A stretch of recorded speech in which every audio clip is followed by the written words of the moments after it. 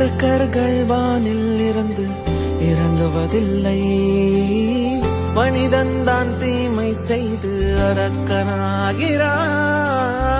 இதயத்தில் தர்மம் என்றும் உறங்குவதில்லை, இதை உணர்பவன் தானே மீண்டும் மனிதன் ஆகிறான். இங்கு எதை தேடி வந்தோம் என்று, எதுவாக ஆனோம் என்று அறியாதவன் மிருகமாகிறான். நான் யார் இறைவா, விடைத்தாய் இறைவா. நான் யார் இறைவா, பதில் சொல்ல